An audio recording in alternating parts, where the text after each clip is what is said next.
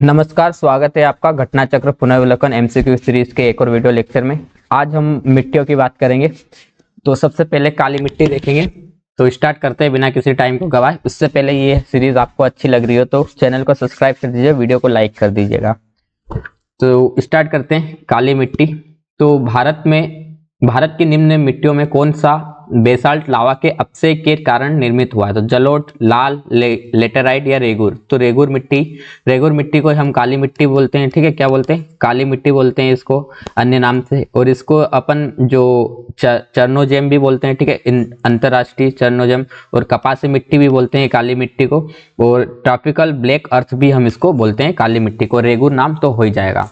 भारत में रेगुर मिट्टी का निर्माण बेसाल्ट लावा के अपक्षय के कारण हुआ है। इसे काली मिट्टी भी कहते हैं। ये मिट्टियां दक्कन ट्रेप के ऊपरी भागों में, विशेष रूप से महाराष्ट्र, मध्य प्रदेश, गुजरात और आंध्र प्रदेश में आपकी पाई जाती है। ठीक है, दूसरा क्वेश्चन, भारत में काली कपास प्रदा की रचना निम्न में से किसके अपक्षय से हुई है? तो ये आपको रखना है किसके हुई से।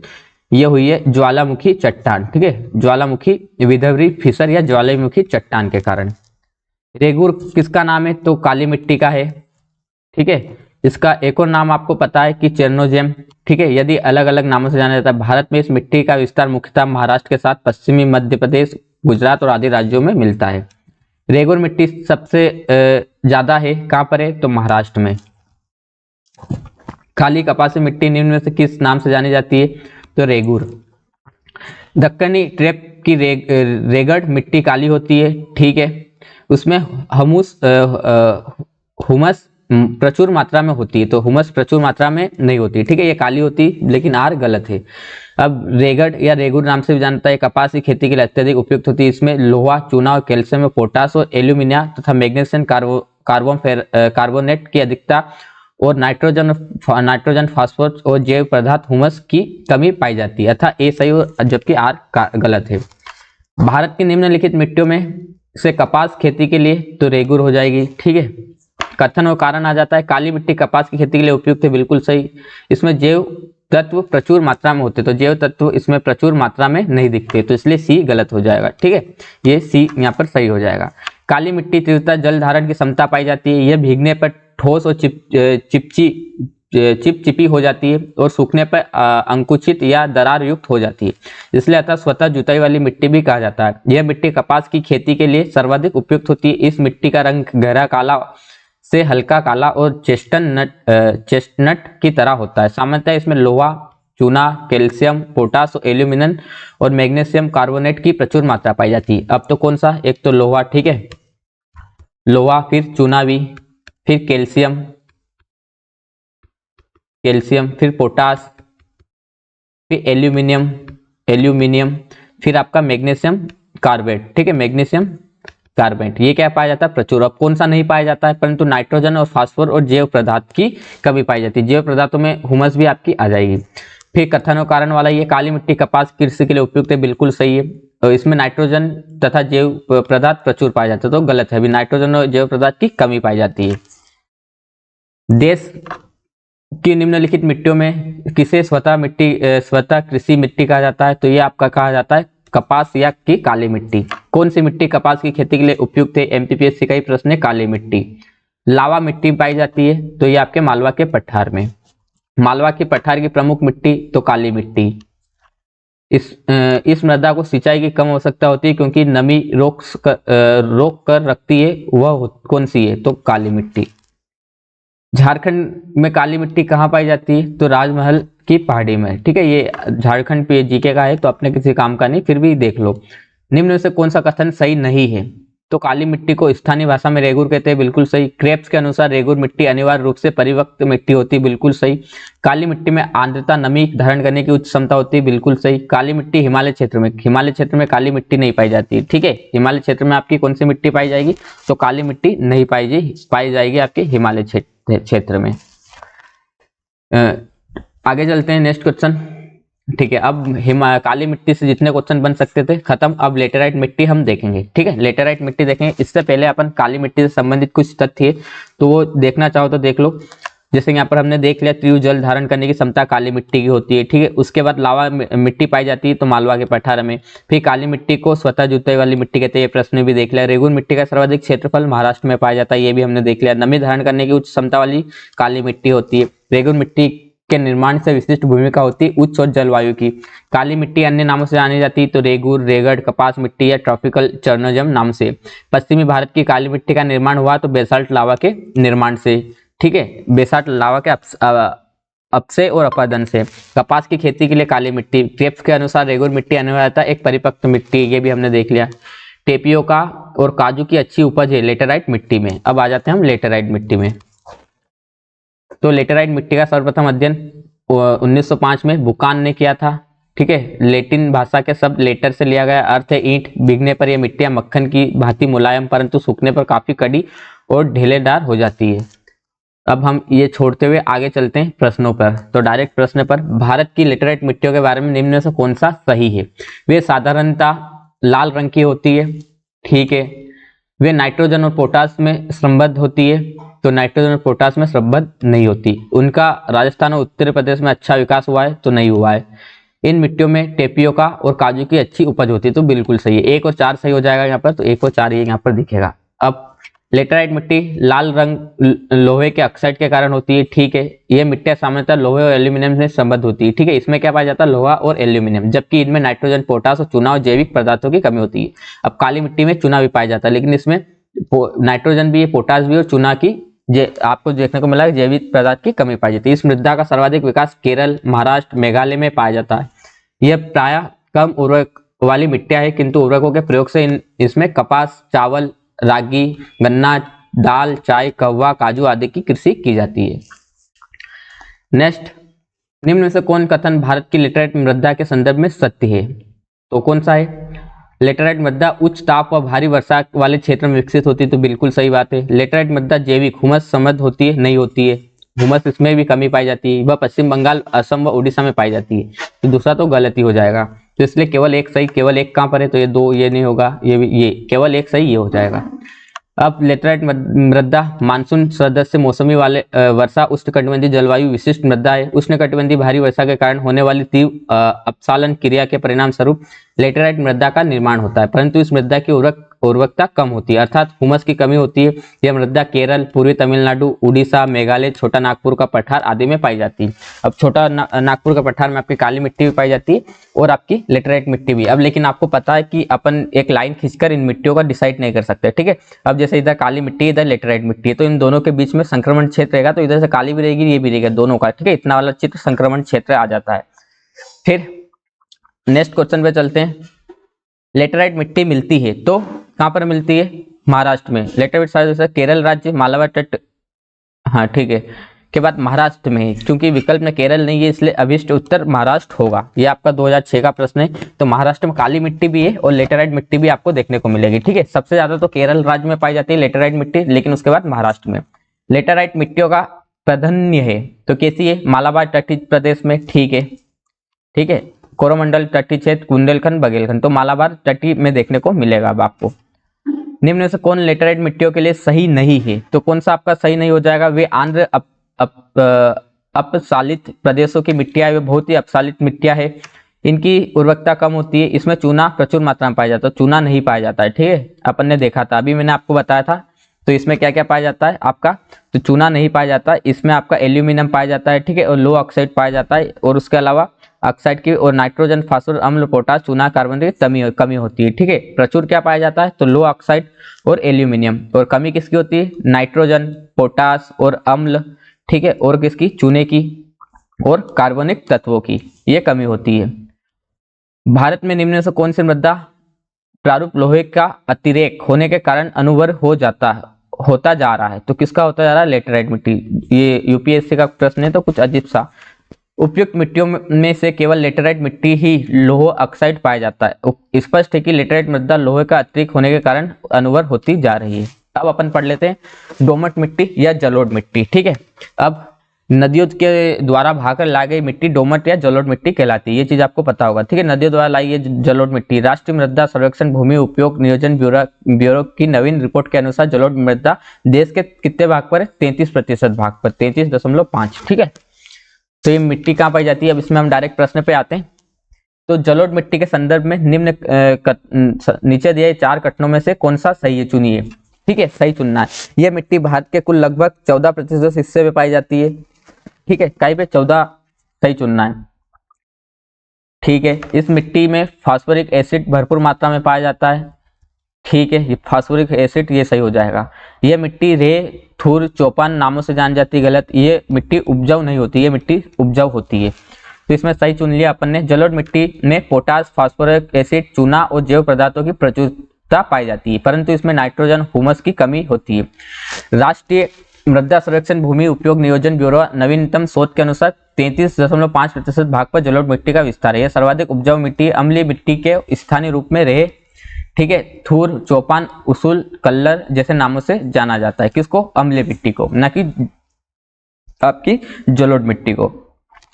आगे चलते हैं। भारत के सबसे अधिक उपजाऊ मृदा कौन सी है? तो जलोढ़ हो जाएगी। क्यों? क्योंकि नदियों द्वारा भाई जाती है, हर साल आपको जलोढ़ मृदा नहीं आएगी और दूसरी चले जाती है, ठीक है, इसलिए।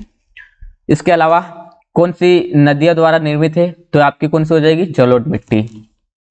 भारत के सबसे बड़ा मिट्टी का वर्ग है तो कच्छारी मिट्टी, ठीक है। कौन सा? कच्छारी। कच्छारी मिट्टी आपको देखने को मिलेगी, वही जलोढ़ मिट्टी या कच्छारी मिट्टी आपको देखने को मिलती है। अब इसका अपन वो कच्छारी मिट्टी, जलोढ़ मिट्टी सर्वाधिक क्षेत्र में पाई जाने वाली महत्वपूर्ण मिट्टी है। मिट्टी देश के 33.5% भाग पे लगभग 11 लाख वर्ग किलोमीटर क्षेत्र पर विस्तृत है।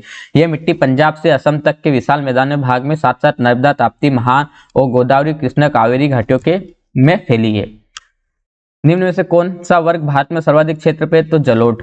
गंगा के मैदान में पुरानी कच्छाली मिट्टी क्या कहलाती है? तो बांगर। अब बांगर और खादर के लिए मैंने आपको बहुत अच्छा एक उदाहरण बताया था, ठीक है, बांगर और खादर वाला। आप लोगों को याद होगा, आई होप, जब हमने इससे पहले जब देखा था, ठीक है। तो उसको अभी मैं वापस बता देता हूँ।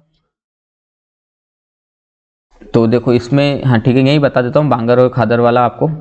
तो सबसे पहले 1 मिनट रुकिएगा, कहाँ गया इसमें, ठीक है, यही बता देता हूँ मैं, इधर साइड में बता देता हूँ यहाँ पर, ठीक है। अब मान लो आपका ये है हिमालय, ठीक है। ये क्या है आपका? हिमालय।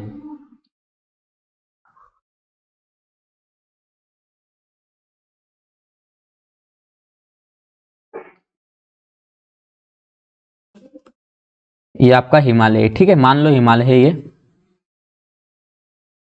ये हिमालय। अब यहाँ से नदी निकल रही है, ठीक है, यहाँ से नदी निकल रही है। तो ये नदी आपकी भेती भेती, ये नदी निकल रही है, नदी भेती भेती आई, ठीक है। अब हिमालय पे तो क्या कंकड़ होंगे, पत्थर होंगे, सब कुछ होगा। तो यहाँ से वेग तो इसका ज्यादा होगा। तो यहाँ आकर ये जो जैसे हिमालय के गिरिपद में आएगी, तो यहाँ क्या करेगी? ये बड़े बड़े आपके पत्थर जमा कर देगी, ठीक है, बड़े बड़े ये पत्थर जमा कर देगी। तो इसने ये पत्थर यहाँ पर बड़े बड़े जमा कर दिए। अब आपको पता है पत्थर जमा कर दिए तो पानी तो पत्थर में दिखेगा नहीं, यहाँ से क्या होती है? नदियां नीचे चली जाती। तो इसको हम क्या बोलते हैं? बांगर, ठीक है, इसको हम बोलेंगे बांगर।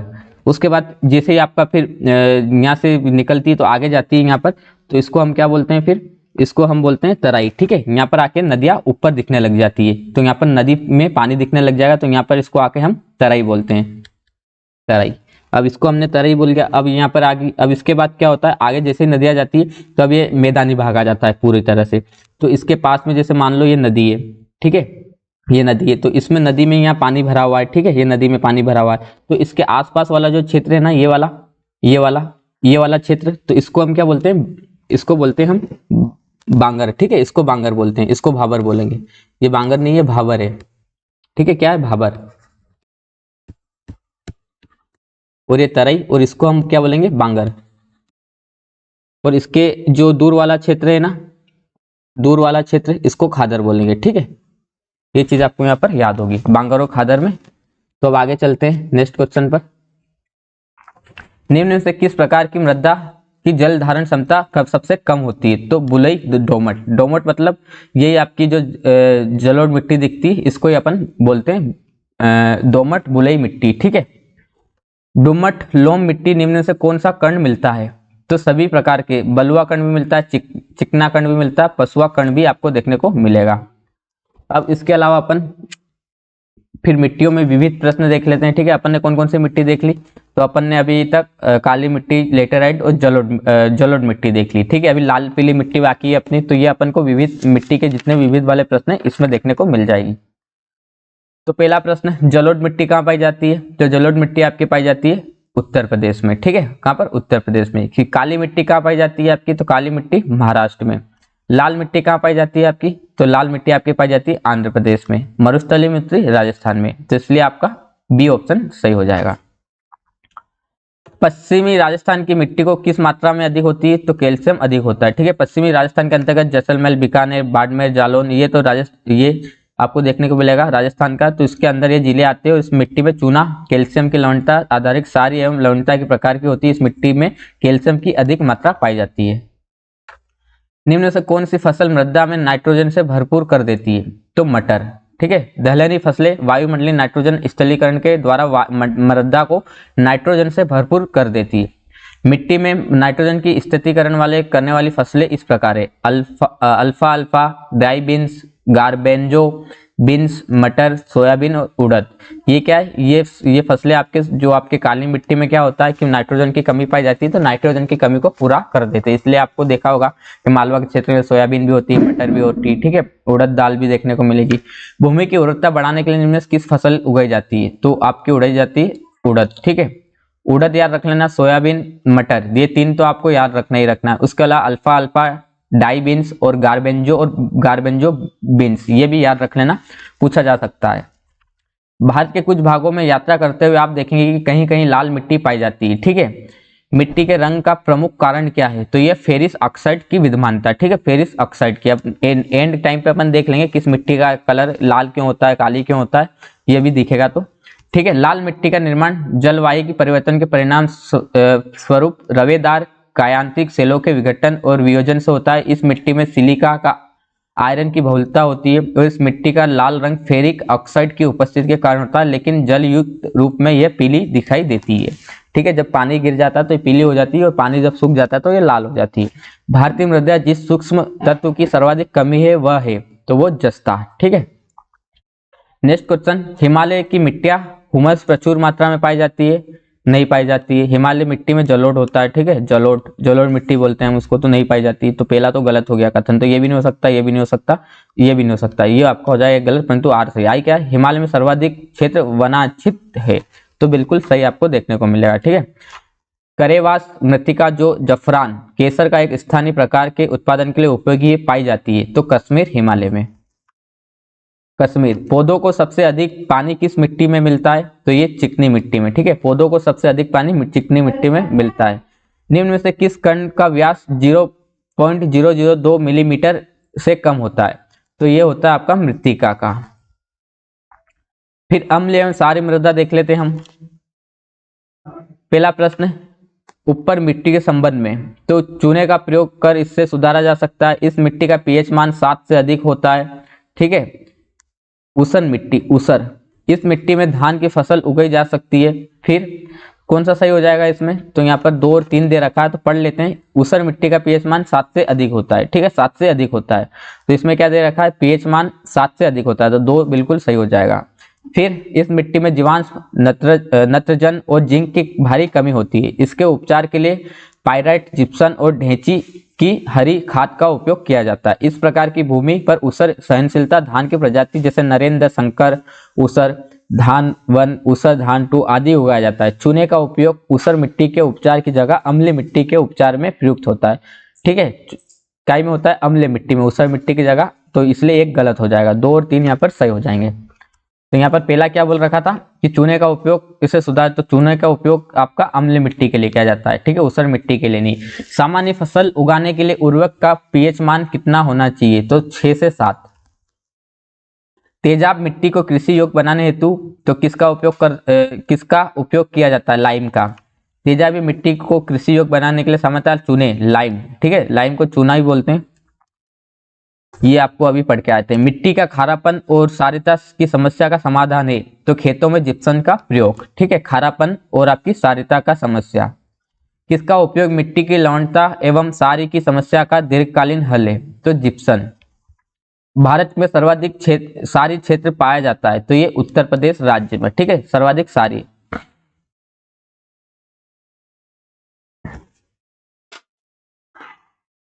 2007 का प्रश्न है ये। अब यहाँ पर कुछ बदलाव हुए थे 2007 के बाद, अभी अपन 2023 और 24 में आ जाएंगे, ठीक है, 7 से वो तो काफी साल हो गया है। तो प्रश्न में डी सही था, भारत की बंजर भूमि एटलस 2019 के साथ 15-16 में सारी लवणता जो प्रभावित राज्य सबसे ज्यादा गुजरात, फिर हरियाणा, फिर पंजाब, फिर उत्तर प्रदेश, ठीक है। अब गुजरात याद रख लेना, रखना चाहो तो ऐसे क्वेश्चन पूछा भी नहीं जाएगा, तो इतना लोड मत लेना, लेकिन याद रखना चाहो तो गुजरात। भारत में लवणीय मृदा का सर्वाधिक क्षेत्रफल गुजरात में, लवण प्रभावित मृदाओं का सर्वाधिक क्षेत्रफल तो गुजरात में। मृदा का लवीभवन मृदा एक सिंचित जल के वाष्पीकृत होने से पीछे छूटे नमक और खनिजों से उत्पन्न होता है। सिंचित भूमि पर लवणीय भवन का क्या प्रभाव पड़ता है? तो यह कुछ मृदाओं को अपरागम्य बना देता है। निम्न में से कौन सी मिट्टी चाय बागानों के लिए उपयुक्त है? तो अम्लीय मिट्टी, ठीक है। चाय बागानों के लिए गहरी, अम्लीय और अच्छे जाल निकासी वाली मिट्टी की आवश्यकता होती है। जल निकासी की पर्याप्त सुविधा के कारण इन्हें बागानों को पर्वतीय ढलानों पर लगाया जाता है। फिर अब मृदा अपरदन एवं सुधार भी यही देख लेते हैं। मृदा वाला टॉपिक आज पूरा ही खत्म करेंगे।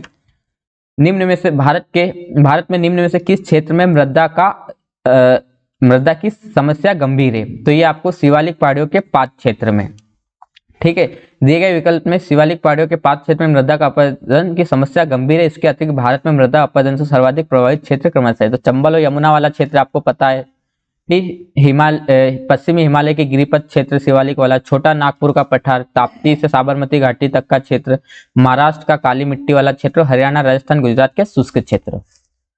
दूसरा क्वेश्चन, निम्नलिखित में से भारत का कौन सा क्षेत्र मृदा अपरदन इरोजन से अधिक प्रभावित है? तो चंबल घाटी, ठीक है, चंबल घाटी देखने को मिलेगा। ये आपको दिए गए विकल्प में चंबल घाटी अपरदन से अत्यधिक प्रभावित है। मध्य प्रदेश के निम्न में से किस जिले में मृदा अपरदन मिट्टी का कटाव समस्या? तो ये मुरैना, एमपीपीएससी का प्रश्न। चंबल घाटी में खो खड्डों के निर्माण के कारण निम्न में से किस प्रारूप का अपरदन होता है? तो ये अवनालिका अपरदन होता है। एमपीपीएससी वाले अच्छे से जानते होंगे। मृदा अपरदन क्रिया सही क्रम पहचानिए। तो सबसे पहले क्या होता है? आसफाल अपरदन होता है, फिर परत का अपरदन होता है, फिर रील का अपरदन होता है, फिर अवनालिका अपरदन होता है, ठीक है। सबसे लास्ट स्टेज अपरदन की कौन सी है? अवनालिका, जो आपके एमपी में देखने को मिलती है चंबल वाले क्षेत्र में, ठीक है, चंबल नदी में, मुरैना वाले क्षेत्र में। तो आसफल अपरदन क्या होता है? वर्षा की बूंदों के मिट्टी पर आघात के से मृदा के कणों में पृथक्करण को आसपास या बौछार या बूंदाघाट अपरदन नाम से जाना जाता है। फिर परत अपरदन जब मिट्टी जल के साथ बहने लग जाती है। फिर रील अपरदन जब मिट्टी छोटी एवं कम गहरी नालियां बन जाती है। फिर अवनालिका अपरदन जब रील अपरदन की नालियां बड़ी एवं विस्तृत हो जाती है। फिर धारा चैनल अपरदन, तो ये एक और सबसे धारा चैनल अपरदन जब जल एक मोटी धारा के रूप में प्रवाहित होने लगता है और चैनल को तब तक अपरदित करता है जब तक कि स्थिर ढाल प्राप्त नहीं कर ले, तो धारा चैनल अपरदन सबसे ये होता है। फिर कृषि भूमि में किसके पौधे लगाने से भूमि का अपरदन की अधिकतम तीव्रता से होता है? तो ये सोरघम, ठीक है। विश्व वन्य जीव कोष के एक विशेष विश्लेषण के अनुसार ज्वार, सोरघम किसी अन्य फसल की तुलना में भूमि के अपरदन के लिए अधिक उत्तरदायी थे। तो एमपीपीएससी वाले ध्यान रखना, क्योंकि पूछा जा सकता है। कौन सा तरीका मिट्टी की उर्वरकता प्राप्त करने में का नहीं है? तो कौन सा नहीं है आपका? बीज संशोधन, ठीक है।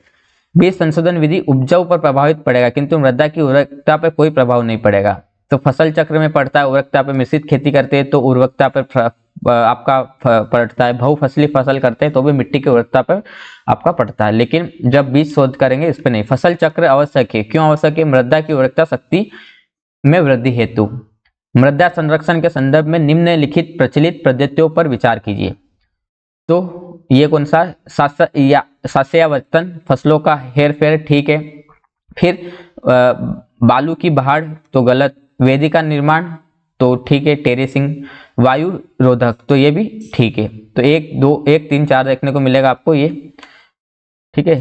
और 2010 यूपीएससी का क्वेश्चन है, तो इतना लोड मत लो इस वाले क्वेश्चन पे। भारत में मृदा अपक्षय समस्या निम्नलिखित में से किन से संबंधित है? तो किन से संबंधित है ये? वेदिका कृषि नहीं, वनोन्मूलन, तो बिल्कुल सही, वनोन्मूलन से हो जाएगी, ठीक है। मृदा अपरदन रोका जा सकता है वनारोपण करके, मतलब वृक्षों को वन बोकर। मृदा क्षरण को रोका जा सकता है वन रोपण। तो अब हमारी मिट्टी वाला पोर्शन खत्म होता है। अब हमारा क्या आ जाता है, प्राकृतिक वनस्पति, ठीक है, जिसमें हम वन पढ़ेंगे। तो खत्म करते हैं इस क्लास को। उससे पहले आप लाइक कर दीजिए वीडियो को और चैनल को सब्सक्राइब भी कर देना, ठीक है। तो इस क्लास को यहीं खत्म करते हैं। अब नेक्स्ट वीडियो में प्राकृतिक वनस्पति चलेगी।